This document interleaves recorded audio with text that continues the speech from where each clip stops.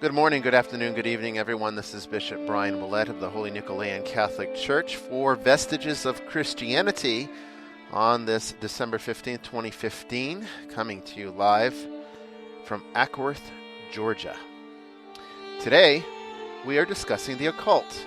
Specifically, is occult practice, magic, that's magic with the K, and divination, evil.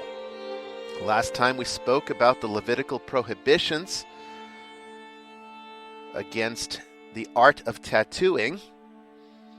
And today we are going to continue with that chapter 19 of Leviticus, where it prohibits divination. This is an important subject, a difficult subject, something that's going to be very controversial, I assure you. It's not one you're going to want to miss. Stay tuned. I promise it will be enlightening.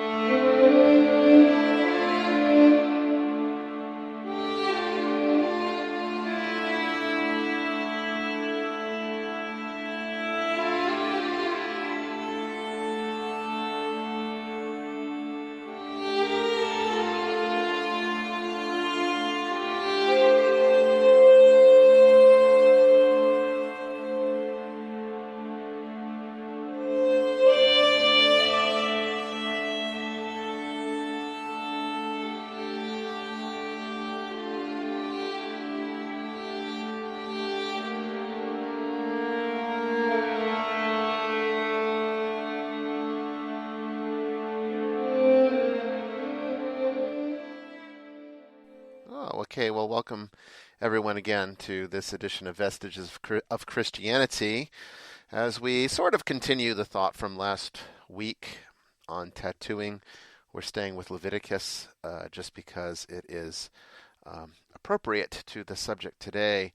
And I don't want to just focus on Leviticus as an overall thought. I mean, it's very clear all throughout the Old Testament we see numerous prohibitions against various things, and divination and witchcraft, any type of sorcery, necromancy, anything occult related, absolutely comes down to the simple reality that this is sin.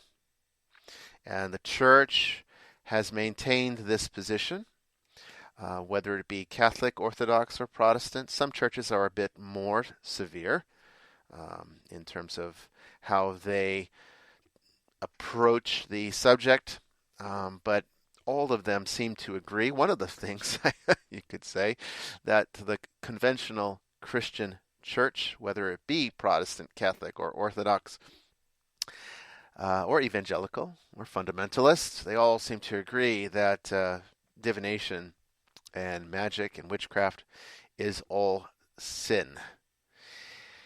And this comes from, of course, the Old Testament. It starts with, we even see it in Genesis, but where it really becomes formulated into biblical law is in Leviticus. And we've been discussing Leviticus chapter 19. And I mentioned very clearly in the last episode why you should avoid getting tattoos. I introduced the subject to a lot of you, of which I personally call archetypal possession. And this is a bit different than demonic possession, but not a whole lot different. It still has the ability to affect your life, to enter into you, control your actions, and manipulate you, which can inhibit your spiritual progress or the ability to spiritually progress. We covered all that last week, so I don't want to get into that again and waste the time that we have now rehashing all that. If you didn't listen to last week's episode, go ahead and listen to it, because it will help you to understand what we are going to be talking about today. Because now we're moving from tattoos to divination. And as a lot of you may or may not know, I have studied tarot and divination for more than a quarter of a century, which is kind of a peculiar thing for a bishop a Christian to spend his time studying. And part of that is the result of my interest and background in psychology, specifically personality theory, and the origins of psychological theory, which we find with Sigmund Freud and Carl Jung. They give us a foundation to archetypes, and if you really understand what Carl Jung talks about, you'll find that archetypes are, I would argue, the most important thing to understand about psychology and religion. Or you could even generalize it down to spirituality if you want to, because it is so relevant to everything that we understand to be spiritual and our perceptions of it, which is where the psychological comes in. This is all part of what we discuss in mysticism as the non-corporeal world. The world of thought, the world of feeling, and the spiritual world as well, which is all interrelated to those things. So when we have feelings, our feelings might be perceived through brain function and neurochemistry. I don't argue the science on that. But what I would argue is if it were to be minimized or trivialized down to just brain function.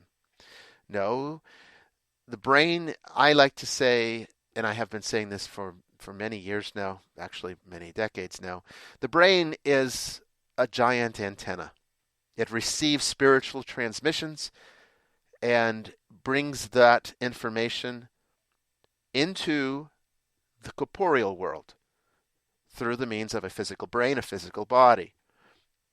And we've also talked a little bit about that in previous episodes with our discussion on what happens after we die.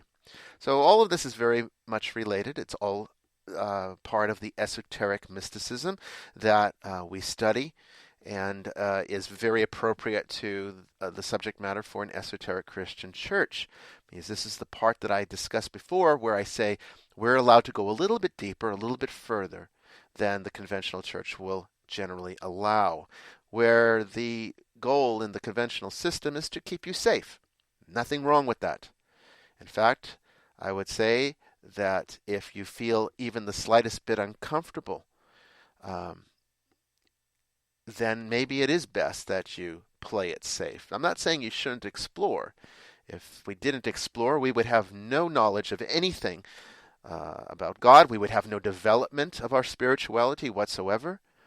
And unfortunately, this can lead to all sorts of biases and corruptions that can precipitate holy wars. In fact, everything that we're seeing right now in Islam is the result of that type of thinking. A rigidity where there is no room for progression, for development, for evolution of one's spiritual ideas. There's no room for exploration of things outside of the paradigm. You stick with the paradigm. And that is not a healthy approach to spirituality. So esotericism is necessary in order to help to move us further and to give us the courage to explore into those areas that have previously been forbidden. We have to ask the question, why are they forbidden? So the church, the conventional church, gives us the prohibitions to keep us safe. That doesn't necessarily mean that what we are dealing with is of the devil, is satanic or evil. And I'm going to say, and it's going to be very controversial, and a lot of people out there are not going to like this and not going to agree with me, and that's perfectly fine. I don't expect everyone to accept the things that I share on this show. The truths that are found within esoteric Christianity are difficult to swallow. As I was saying to a friend last night, the fruit of this work is bitter. It isn't the sweet flavored corn syrup that you find with teachers like Joel Osteen, who give you everything that you want to hear about Christianity. I don't do that. I take you further. I help you to see beyond the veil. And if that's not your cup of tea, fine. But I'm not going to coddle you and protect you from the divine life. Because chances are, if you're listening to this show, if you follow my work, if you study my ministry, you will see, you will most likely be someone who is ready to move a little bit deeper into the religion and spirituality that you have practiced all your life as a Christian. So what do we do? Now let's look at Leviticus 19. We said this last week, but let's go ahead and remind ourselves what it says. It says on so this is Leviticus chapter 19, verse 31. Do not turn to mediums or spiritists. Do not seek them out to be defiled by them. I am the Lord your God. So here we are, very clear. No room for ambiguity there. The context seems very clear. God does not want us to turn to mediums and spiritists. And of course, this falls into the same category because earlier in verse 26, we see where it says, you shall not eat anything with the blood, nor practice divination or soothsaying. Very clear once again, without any ambiguity, that there is a prohibition here. Okay, so here we are, and we have the Old Testament law. It's right in the same category as tattooing, in the same basic chapter, same just verses away from the prohibition against tattooing. And you're going to find that those prohibitions exist for the same reasons that we found with tattooing. All throughout the Old Testament, whenever we find something that is considered prohibited, from the eating of pork and shellfish to marking our bodies with tattoos to practicing sorcery, necromancy, and any number of other things that were considered to be abominations to God, we find that they are reactions to, and here's where context comes in. We find that they are reactions to the surrounding environment that the Jewish people found themselves within. Pagans on all sides. Pagans to the north, pagans to the east, pagans to the west. We had it in ancient Egypt, we had it in Babylon, and then smaller cultures all around the area where divination and sorcery were their rituals, were their rites. And many of the things that we find in Judaism as prohibitions listed within Leviticus and all throughout the Old Testament are reactions against those pagan practices. The Jewish people found themselves in a position where they were being asked to, by their understanding of God, to distinguish themselves as clearly and as precisely as possible against the pagan communities all around them. They were to be special, they were to be God's people, and they were not to engage in things that were related to these lesser practices as they were understood. Because remember, Jews saw themselves as having access to the actual true God. All of these other deities that were being worshipped were lesser entities, probably seen as just as real as the one true God, but not a god in the sense, more like a demigod, or I would actually argue, and we're going to get a little bit deep and esoteric here, but I would say that what these pagan gods are, from Zeus all the way down to Ra in Egypt, and you name them, Venus, Thor, all of these gods, these pagan gods from various cultures all throughout the world, what they are is simply the actions of the one true God that the Jews believed in. That's the problem with divination. That's the problem with sorcery. That's the problem with witchcraft. This is why these things are prohibited, because they relate back to idolatry. Just like we saw last week with tattooing. It was a form of idolatry.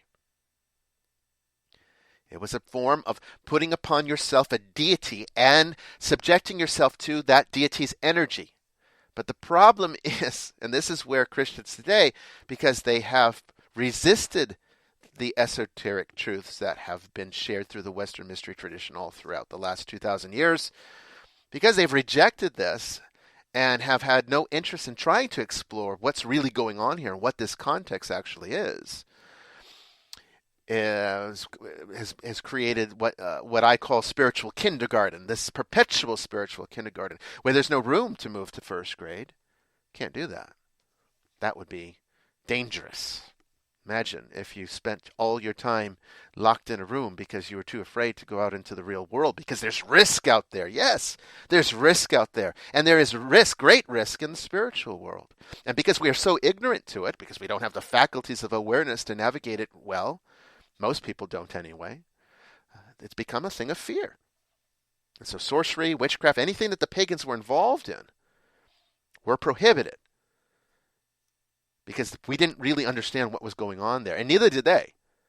Yes, the pagans were practicing idolatry. They weren't worshiping the true God. They were worshiping the things that God did, just like pantheism, worshiping the creation instead of the creator. Okay, so the whole point of the Old Testament was to lead us to Christ. That's what the Old Testament is. And so we have the law as it is understood by St. Paul. We have the law as a means to bring us to an understanding of faith. Okay?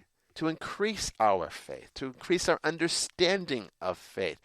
And once we have that faith, we don't need the old law. Doesn't mean it's no longer valid. It doesn't mean that it's no longer applicable. It simply means that we are no longer bound to it, because we should have grown up through faith in Christ. And not just our own faith in Christ, but Christ's faith. There's two types of faith that are being talked about, specifically in the book of Galatians.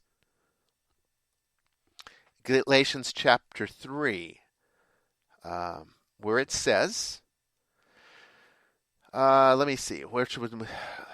I want to give you this one, because this, I think, is more important than any of the other commentaries on the law. This is where it really sums up what St. Paul's trying to tell us.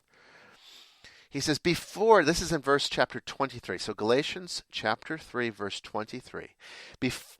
But before faith came, we were kept in custody under the law, being shut up to the faith which was later to be revealed. Therefore the law has become our tutor to lead us to Christ, so that we may be justified by faith. But now that faith has come, we are no longer under a tutor. For all are sons of God through faith in Christ Jesus. For all of you who are baptized into Christ have clothed yourselves with Christ. There is neither Jew nor Greek. There is neither slave nor free man. There is neither male nor female. For you are all one in Christ Jesus. And if you belong to Christ, then you are Abraham's descendants, heirs according to promise. That is a powerful, esoteric message. Specifically where it says there is neither male nor female. That's really very esoteric there, because what we are talking about is the balancing of these divine forces that keep us in, keep reality, what the Chinese call yin and yang, the passive and the aggressive principles of creation, which are represented in us archetypally as men and women. But it's a symbiosis, not a conflict. Men are not the opposite of women. Men and women are a symbiotic force that makes creation possible. And St. Paul understood this because he had a deep understanding of the esoteric truths of his time. Okay, so we see that he compares the law to a tutor. And I like that analogy because it actually is relevant to understanding divination. Because if you're going to say that, well, is it okay for a Christian to read tarot cards? Is it okay for a Christian to perform a magic spell? And again, magic with the K, which implies more like occult magic, not stage magic. All right. Is it okay for a Christian to do these things when it is prohibited in the Old Testament? And even in a few places throughout the New Testament where we see the carryover of that ancient tradition. It's so infused and integrated into Jewish society that we even see in the New Testament it being talked about in a negative light because, once again, there was an extreme bias and hatred against the pagans of the surrounding community. They were oppressive. The funny thing is that today pagans feel that Christians are just the worst thing to ever hit the planet. They see Christians as being an extremely oppressive group that wants to stifle them and control everybody. And then the funny thing is that 2,000 years ago it was them doing the same thing that they accuse Christians of today. So it's not about are pagans predisposed towards this or are Christians predisposed towards this. It's about whoever has the power. And in the ancient world, the pagans had the power because paganism was more ancient. Christianity and Judaism first, then Christianity, these were innovative spiritual designs that revealed more about the divine life than what pagans understood because they were still worshiping the activity of God and the creation of God instead of the one true God, which is the fundamental problem with paganism even to this day. They don't understand that what they are worshiping is not the real God, but his work. That is a form of idolatry, and that's what makes it problematic. That's what makes tattoos problematic because when you give yourself over to the energy of a symbol, and it doesn't matter if it's a spiritual symbol or if it's a benign, pop culture symbol. We talked about that last week too. I don't want to rehash it all again, but it's important to understand because when you start to get into things like tarot, I Ching, runes, and various other forms of divination, what you are getting at is, once again, integration into archetypal patterns that can very quickly possess you. Particularly if you're doing it in a pagan context, to access a particular god. So, an esoteric Christian should not be looking at the pagan gods as these competitors to the one true God, nor should they be looking at them as evil spirits or demons in disguise. Not that demonic forces cannot do those things, they can. But I am not going to, I do not want you to think that just because they can do this, they always do this. They don't. Ultimately, if you know pagans and if you've spent any time with them at all, instead of just shunning them, you'll find that they're actually pretty good people, and they do some good things when they're not, trying to attack Christians because they're just lashing out because they feel attacked. They're not setting the example. They're acting just as poorly as the Christians that they are accusing of the same thing are, and that's just not helpful to anybody. That just precipitates religious war.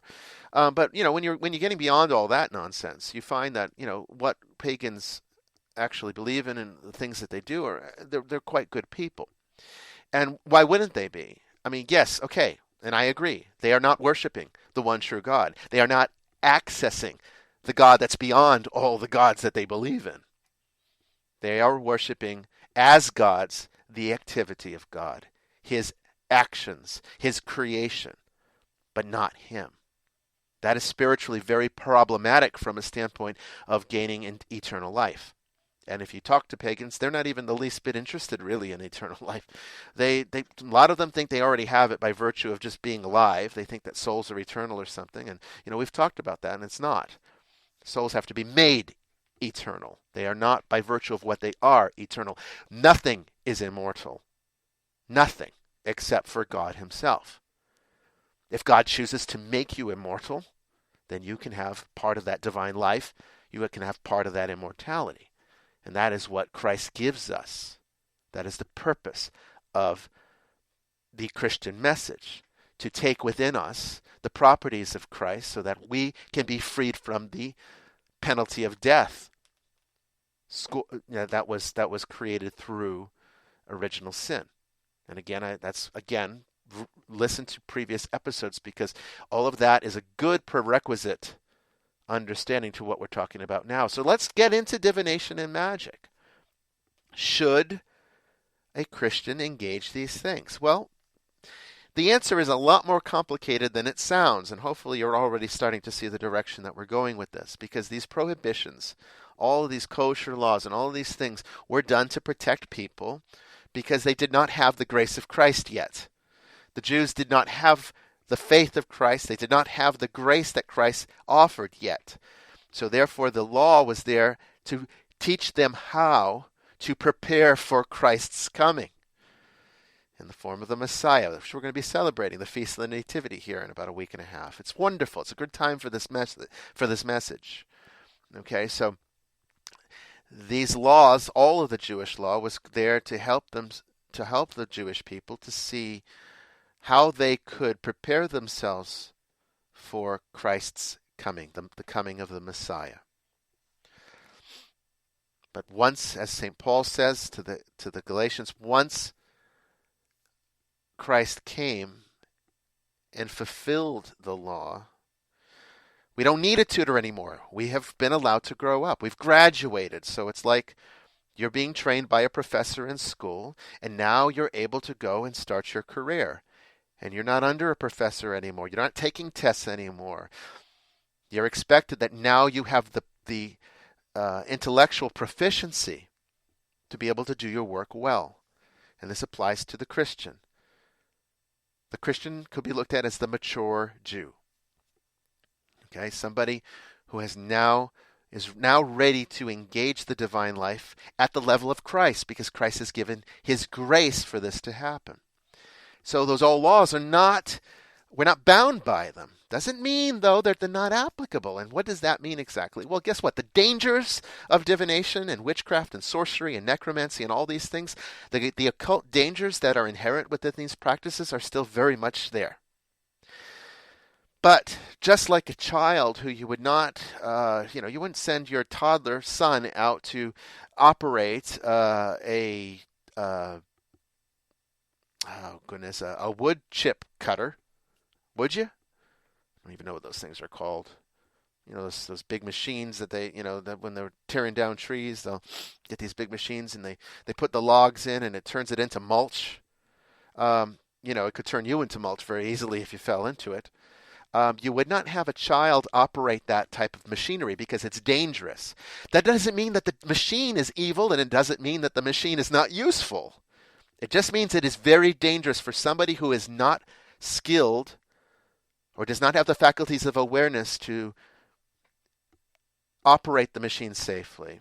It means that they should not be using it. It should be kept to skilled laborers to operate. That's where divination and sorcery and all that stuff comes in. Once you have the grace of Christ and once you are initiated into a full, developed, mature understanding, then some of these occult practices are less dangerous. Should you be doing them? Well, that's up to you. It really is up to you.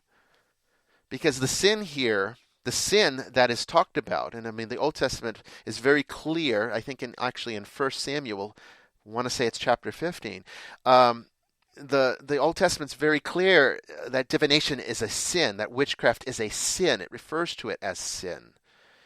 And even if you read the original Hebrew, it's very clear what we're talking about. Sin is understood to be offense. It's an offense. It's a punishable offense.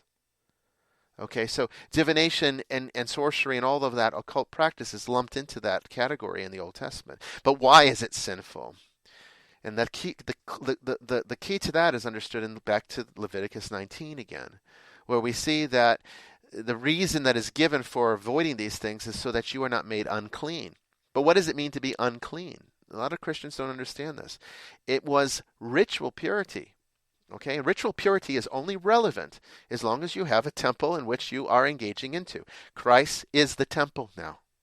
We don't need a physical temple anymore. We have Christ. Christ fulfills the old law. And so therefore, ritual cleanliness is no longer applicable to the Christian, which is why we can eat the food of pagans, like pigs and oysters. Wonderful tasting food. This is why we can do those things. Because ritual purity is no longer something that we need to worry about, because Christ has made us clean by virtue of his sacrifice on the cross. So therefore, the reason, again, and this goes back to metaphor and all of that, the reason that we can engage occult practice without the same penalty of sin that was assigned in the Old Testament is because we are now under a mature spirituality. Just like a child, being prohibited from buying alcohol. Once he grows up to the age of 21, he's able to go out and purchase, at least in the United States, he's able to go out and purchase alcohol. Because now he's mature enough to handle it. Should he do it? Well, it's still dangerous, right? I mean, alcohol can, cause health problems. Its abuse can be very dangerous. And some people are inclined to abuse it genetically. Some people have substance abuse problems. And they probably should avoid alcohol. But if they're an adult, they're allowed under the law to do it. Divination is no different. Witchcraft is no different. But I would argue as a Christian bishop that we don't need these things. We don't really generally need these things. There are certain contexts in which they are perhaps useful, but if one has absolute faith in God, why would you need to resort to occult practices in order to get the assurances? There are conditions placed upon divination specifically where it is acceptable. Also, we see this in Samuel. But if you recall the Urim and Thummim, these are lots that were part of the breastplate of the high priest. But they were lots for being able to communicate with God, because God would communicate through signs, through prophets, and through the Urim and Thummim. They were lots. It was a type of divination. It was a legal type of divination. Why? Because it was appealing to the one true God, not to these pagan deities, not to worship these pagan deities, not to become possessed by them, as we see in modern culture with archetypes. Now we call them archetypes, but they're the gods. In the ancient world, they were the pagan gods. Today, they are the archetypes. They still affect us. They still influence us. But we should not worship them, nor should we subject ourselves to them, because we are called as Christians to be higher than that. So therefore, I would argue that divination is a perfectly acceptable practice as long as you are properly initiated into the work. As long as you understand what you are dealing with, as long as you understand the dangers and you know how to spot those dangers, and as long as you do not let yourself become seduced by these energies. So I would never, ever, under any circumstances, recommend you go out and get a tarot deck, or start studying the tarot, or buy an I Ching, or runes or something. I would never say go and start practicing witchcraft. No, because first of all, you don't really need these things. If your faith in God is strong enough, you don't need them.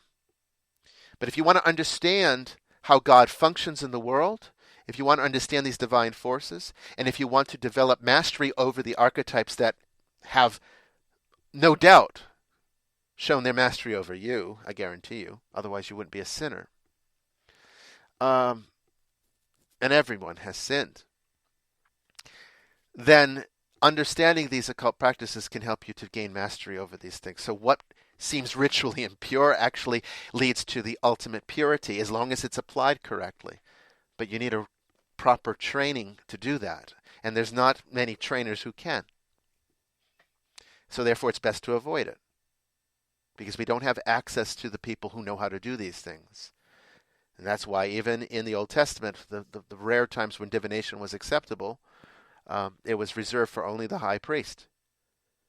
It was reserved for the highest of initiates to do.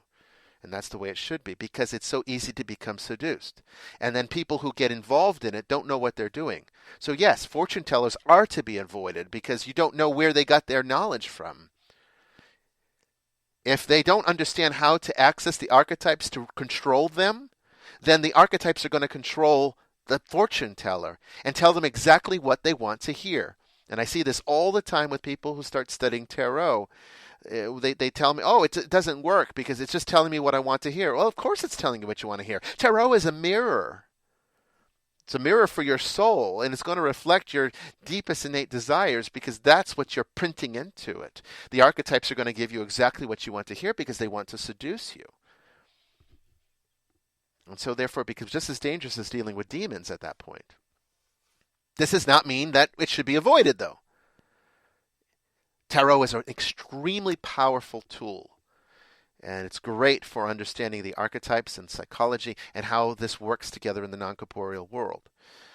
But the level of training that's required to use it safely is almost not worth doing. And so therefore I would not say tarot is inherently evil, but it's a very dangerous weapon that can be easily misused by somebody who doesn't know what they're doing. And so therefore I have to agree that it's something to be avoided unless you have the correct training. Correct training, the correct trainer.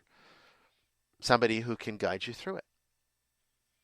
Same thing with tattoos. Unless you have demonstrated mastery over the archetypes, and I mean all of them, where you rule over the all. Okay? Just like in the Gospel according to Thomas in the Nag Hammadi. If you have demonstrated that you have this mastery over the archetypes, then tattoos would be a perfectly safe thing for you to have. It would still be kind of foolish because you'd always have to be contending with this energy, and you want to actually be able to always be free of those attachments. So I would always recommend against tattoos.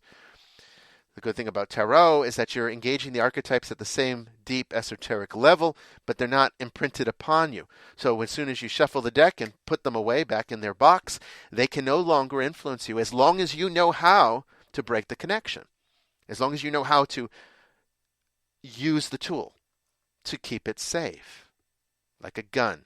You can go out and kill people with it, murder people, or you can go out and hunt for food and feed your family. Guns are not inherently evil. Automobiles are not inherently evil, right? Nothing kills people more than automobiles. I don't see these big campaigns to get rid of automobiles. Nothing is more deadly than an automobile. Okay? But in the hands of a skilled driver, somebody who's paying attention, is sober, is following the rules, and using it responsibly and maturely, an automobile can be a wonderful thing. It can get you to places that you could otherwise never get to. And to get you there fast and under your own power when it's convenient for you to go. If you abuse that power, drinking and driving, or not paying attention, texting on your cell phone, or doing some other stupid thing, okay? Well, guess what? You could end up killing someone with that automobile. Does that make the automobile evil? No. Just like the tarot deck is not evil. Just like magic and witchcraft is not evil. But it's very easy to be used in an evil way. So it should be avoided if you cannot develop the maturity and seek out the proper training in which to use it safely. It's as simple as that. That's the basic rule all throughout the occult. You can disagree with me, but I'm telling you exactly what it is. And there's a long history all throughout the church, all throughout Jewish mysticism, where all of these things that are prohibited are actually practiced. The whole Western mystery tradition of the occult, with the conjuration of demons to get demons to do your own bidding. came out of Jewish mysticism, for goodness sake. Even Solomon himself was said to be someone who could control demons. There's even a legend that says that the first temple, Solomon's temple, was built by demons because he could control them and had them do the things that no man could do. So it was a divine building built for God by demons. And this was acceptable. Why? Because Solomon had the skill to do it safely. Still dangerous work, but, not so dangerous that it shouldn't be done.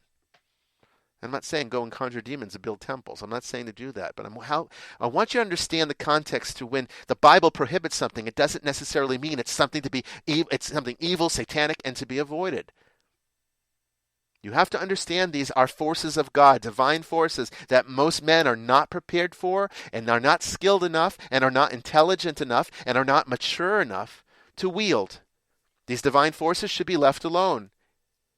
But don't condemn those who have done the mystical work and are able to wield it safely. Don't condemn those for doing so, because they're operating at a different standard. And it's a far different standard than what would be considered acceptable by most conventional Christian churches. Well, that's it. I'm sure I'm going to get a lot of feedback on this one. I don't know if it needs a part. I don't think this needs a part 2. Unless I get a lot of questions about it, then maybe I'll have a part 2 to answer your questions. So if you do have questions, leave comments on our Facebook pages and social media, on Twitter, whatever. Send me a private message. Email me at bishopbryan@nicolayan.org. Lots of options. But I've studied this stuff for a long time. I understand where the Western mystery tradition comes from. It comes right out of the pages of the Bible. Just a different understanding, a deeper understanding, and one that's not made for most people. That's why it's called occult. That's why it's been part of an esoteric tradition and kept secret. It's too dangerous for the average person. But now, hey, you go to your New Age bookstore, it's all there. So no point in pretending it doesn't exist anymore, like they did 1,000 years ago. You can go buy a grimoire on Amazon.com and start conjuring demons if you want. So now it's best to deal with this new world that we've created. Teach people how to do it safely. Sin doesn't always mean something that takes away your salvation. Sometimes sin is a prohibition to keep you safe, both physically and spiritually. This is Bishop Bryan Willett for the Holy Nicolean Catholic Church and Vestiges of Christianity. Until next time, take care and God bless everyone.